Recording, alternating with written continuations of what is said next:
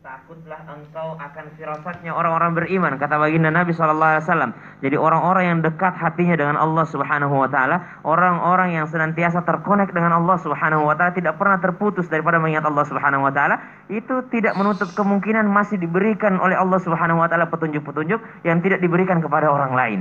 Ya, kalau dikatakan Jibril alaihissalam, Nabi Muhammad SAW adalah nabi terakhir, ya nabi tidak lagi nabi setelahnya, maka Jibril pensiun, kata anak muda biasa itu. Ustaz, kalau udah nggak ada lagi nabi, Jibril gimana ya? Jibril alaihissalam nggak ada tugasnya lagi.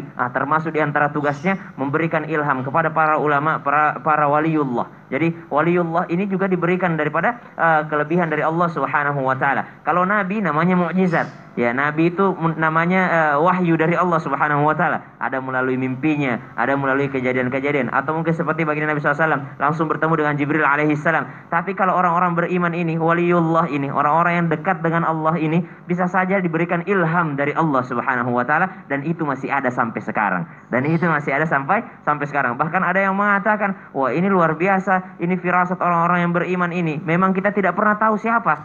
Kita tidak pernah tahu. Mungkin Allah memberikan rahasianya dari orang-orang yang berbaju lusuh.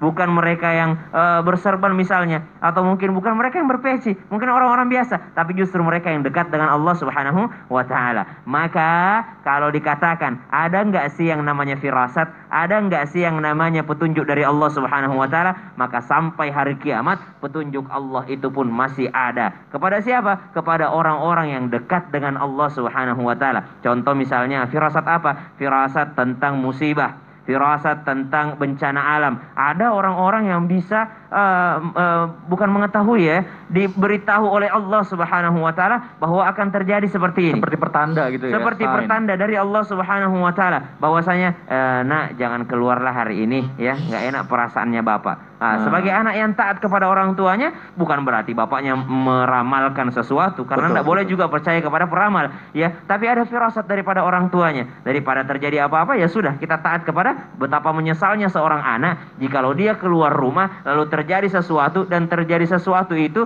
adalah merenggut nyawanya dan diakibatkan daripada dia mendurhakai orang tuanya.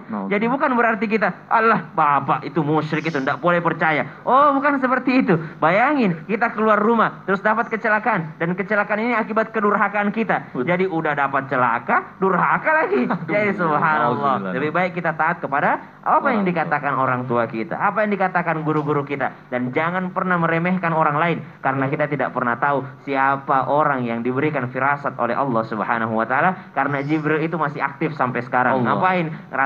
Termasuk diantaranya memberikan ilham kepada orang-orang yang dipilih Allah Subhanahu Wa Taala. Waduh, masya Allah. Jadi kita juga harus aware, harus peka terhadap orang-orang sekitar kita ya. Barangkali apalagi mungkin orang tua.